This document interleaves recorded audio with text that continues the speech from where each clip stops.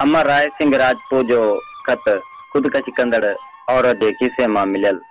हे मुंहिंजा गर्दणी, अध रात लड़िया चंद आसमान जे विच ते चमकी रहियो आहे। तोखे निंद में सुतल छॾे वञा थी, केॾो न सुकून सां सुतो आहीं। न पेट जी गणती, न व्याज जो डप, न मथे ते तगारी, न को कुलनि ते बोझ। सुबुह जो उथंदे त वरी साॻिया सूर हूंदा जेके आऊं हाणे ॾिसी नथी सघां। आऊं तोखे ईअं ई पुरसुकून ॾिसी सुकून सां मरी सघां थी। बबलू पींगे में अधु बुखायल छॾे वञा थी। संजे मां सुकल छाती धाराई हुई। सगीर ॿार खे यतीम छॾण ज़िंदगी जो वॾो ॾुख आहे। वो ॾुख भोगे सघां थी, पर रोज़ बुख में रड़ियूं कंदे ॾिसी नथी सघां। मुंहिंजे हथ जी पकायल मानी आख़िरी भेरो ज़रूर खाइजा, जेका मूं राति पचाए रिलके में वेड़े छिके में टंगे रखी आहे। गेह सां मखियल न हूंदी, पर मुंहिंजे लुड़कनि जो ज़ाइको ज़रूर हूंदो। आउं तुंहिंजी इजाज़त बिना अॼु पहिरियों ऐं आख़िरी दफ़ो वॾो कमु करण वञी रही आहियां। तुंहिंजी इजाज़त बिना मूं कॾहिं मानी बि न खाधी हुई, पर अॼु फाई खाइण वञी रही आहियां।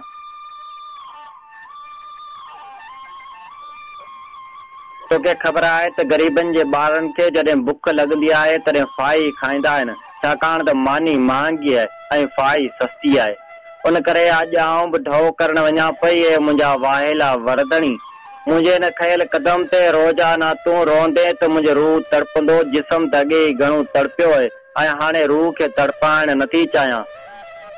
मूं तोखे अॻे ई घणो रुआड़ियो आहे। तोखे यादि हूंदो जॾहिं पाड़े में शादी हुई, सभिनी औरतुनि जे हथनि में नयूं चूड़ियूं ऐं नवां वॻा हुआ। हिकिड़ी आउं ई हुयसि जंहिं वटि सभु कुझु पुराणो हो। तूं मूंखे ॾिसी ॾाढो रुनो है। तॾहिं मूं तुंहिंजा लुड़क उगंदे चयो त तेरा कपिड़ा सिर्फ़ु अमीर पाईंदा आहिनि ऐं ग़रीब त फ़क़ति उघड़ रखींदा आहिनि। उन महिल तोखे समूरी काइनात उघाड़ी लॻी हुई। तोखे यादि आहे त जॾहिं बबलू मुंहिंजे पेट में हो, मूंखे मच्छी खाइण जी मोहर थी हुई। तो सॼो ॾींहुं ॻोठ में उधारनि पैसनि लाइ उञायल हरण जी लुचो में, पर कंहिं बि तोखे 2 पैसा उधारा कोन ॾिना हुआ। उन ॾींहुं ॻोठ जे सेठनि जे पेतियुनि में पियल पैसा शर्म में ॿुॾी विया हुआ। तो पंहिंजी बेवसी ते ॿारनि जे रुनो में। तॾहिं मूं चयो त चिरिया पाण ग़रीब आहियूं। ग़रीब जिन खे ख़ैरात जो भत बि इज़त सां न आहे मिलंदो, तो पैसा किथां मिलंदा। पाणे व्याज ते पैसा खणी को 5 सितारा होटल में वेही पिज़ा कोन खाधा हुआसीं ऐं न ई वरी कंहिं टोयरेस्ट स्पॉट ते वञी शैंपेन उॾाई हुई। पर पाण त बनी पोखण लाइ बिज वरितो। बरसात जी बेवफ़ाई सबबु बिज बि वापसि न वरियो, त उनमें पंहिंजो कहिड़ो ॾोह। पाण त सॼो ॾींहुं बनी खे वार कंदे राति जो थकी टुटी किरी पवंदा हुआसीं। पाण खे कहिड़ी ख़बर त व्याज राति ॾींहुं सुम्हंदो ई न आहे। इहा ख़बर हुजे हा त पाण सुम्ही कोन हा। व्याज वधंदो वियो ऐं पाण कर्ज़ी थी वियासीं। ऐं कर्ज़ो चुकाइण लाइ का शइ न हुई। नेठि तो मुंहिंजी गची जी हंसली घुरी हुई, जेका आउं जीअर नथी ॾेई सघियसि।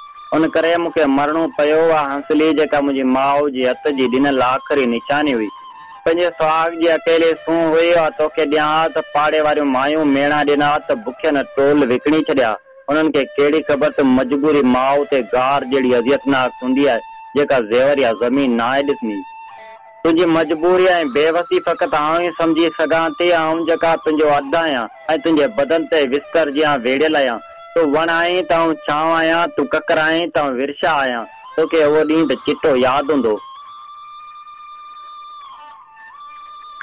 जंहिं ॾींहुं पंहिंजे घर में अटो कोन हो। तोखे 15 ॾींहं खां किथे का मज़ूरी कान मिली हुई। आउं तसियो खणी पाड़े मां उधारो अटो वठण वई हुयसि। निमा शाम जो टाणो हो। पाड़े वारी माई उहो चई अटो न ॾिनो त वापसि कंहिं मां ॾींदा ऐं ख़ाली तसियो ऐं भरियल नेण खणी वापसि आई हुयसि। तो चयो त अॼु विर्त रखूं था। मूं चयो त विर्त त ॾींहं जो रखंदा आहिनि। तो सुरकंदे वराणियो त पगली ग़रीबनि जूं घणियूं रातियूं रोज़नि में गुज़रंदियूं आहिनि। उहा सॼी राति पाण रोंदे गुज़ारियो हुआसीं। अहिड़ा कई वाकिया आहिनि जिन जे करे हाणे जीअण त हरवाई खजी वियो आहे। पाण बि इंसान आहियूं ऐं हर इंसान जूं हसरतूं हूंदियूं आहिनि। ज़िंदगी में जेकॾहिं हिकिड़ी बि हसरत पूरी न थिए त सभई अरमान अधूरा रहिजी वञनि, त पोइ अहिड़ी ज़िंदगी सां वफ़ा करण में कहिड़ो फ़ाइदो। ऐं जॾहिं तोखे तगारियूं खणंदे ॾिसंदी हुयसि, तॾहिं पंहिंजे मुंहुं अकेलो सॼो ॾींहुं रोंदी हुयसि। नेठि सोचियमि रोअण सां छा थींदो, कुझु वर सां हथ वंडायां। तो इन करे पाड़े वारनि जे घर में वञी कंहिंजा वेड़ा ॿुआरींदी हुयसि त कंहिंजे ओटनि लाइ छेणूं खणंदी हुयसि। कंहिंजा कपिड़ा धोंदी हुयसि, कंहिंजो अटो पीअंदी हुअसि, बदिले में के मायूं रुखा टुकर ॾींदियूं हुयूं त के वरी रहम खाई 2 पैसा रोकड़ा बि ॾींदियूं हुयूं। अलाए पेट लाइ छा छा न कयो। परायनि घरनि में पेट लाइ पांपड़ा करण, परायो गंद ॿुहारण तमामु कठिन कमु हूंदो आहे। चवंदा आहिनि त ॾाहो थी कंहिं कमायो न आहे ऐं चरियो थी कंहिं विञायो न आहे। इंसानी ज़िंदगी में क़िस्मत जो वॾो अमल दख़ल हूंदो आहे ऐं क़िस्मत हमेशह ॾिबरनि खे ॾुख ॾींदी आहे। जिस्म जी हड्डी उहा ई टुटंदी आहे जेका कमज़ोर हूंदी आहे ऐं वाड़ उतां ई जुड़ंदी आहे जितां अबरी हूंदी आहे। तोखे दुनिया भले निभागो कमचोर ऐं हडराम चए, पर तूं मुलाए हीरो आहीं। तूं तते ॾींहं जो तगारियूं खणी मुंहिंजो पेट पालियो आहे, तोखे कीअं चवां कमचोर तूं, तो त मुंहिंजे मथे जो मोड़ आहीं।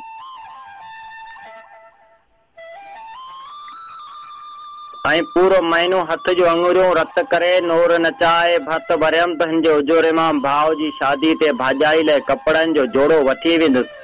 पर जॾहिं भर्त भराइण वारो सेठ वापसि गादकियूं खण आयो तॾहिं 8 रुपया फी गादी जे हिसाब सां ॾिनाई। 10 गादियुनि जा 80 रुपया। न भाॼाई लाइ जोड़ो वठी सघियमि न कर्ज़ चुकाए सघियमि। हाणे उन्हनि 80 रुपयनि में शायदि मुंहिंजो आख़िरी सफ़ेद जोड़ो बि मुश्किल थी सघे। अहिड़नि हालतनि में पाण ग़रीबनि जे जीअण जो भला कहिड़ो जवाज़ आहे। पोरे जो उजूरो न मिलियो, व्याजखोर व्याज लाइ तंग कयो, मालिक मींहुं न वसायो। पेट जी बुख न हुजी तॾहिं सोचब त हाणे हयाती के रुगो साह जी वेंटिलेटर ते तॻाइण खां चङो आहे त मौत सां मुलाक़ात कजे, शायदि उते ई झंझट न हुजनि। वरी उन जनम में मिलंदासीं जंहिंमें इंसानियत उरूज ते हूंदी, जंहिंमें बुख माण्हू न खाईंदी, जंहिंमें रत विलोड़ियल पोरे जो उजूरो सही मिलंदो। हा, वरी उते मिलंदासीं जिते व्याज जो रवाज न हूंदो, जिते रहो ते मानी मिलंदी, जिते गर्भवती के मोर में मच्छी सोली मिली सघंदी, जिते कर्ज जड़े मर्द खां छुटकारे लाइ का बि गिची हंसली जी कुर्बानी न ॾींदी, जिते थञे प्याक ॿार जे खीर लाइ का बि माउ पंहिंजी असमत विकणण ते मजबूर न हूंदी, जिते निमा शाम जो तसिया खणी कंहिंखां अटो उधारो न वठणो पवंदो, जिते बदन ते अॻड़ियूं न पर पोशाक पाए सघंदासीं। हा, उते मिलंदासीं जिते इंसान तस्लीम कया वेंदासीं। एसी ताईं अलविदा कयां थी।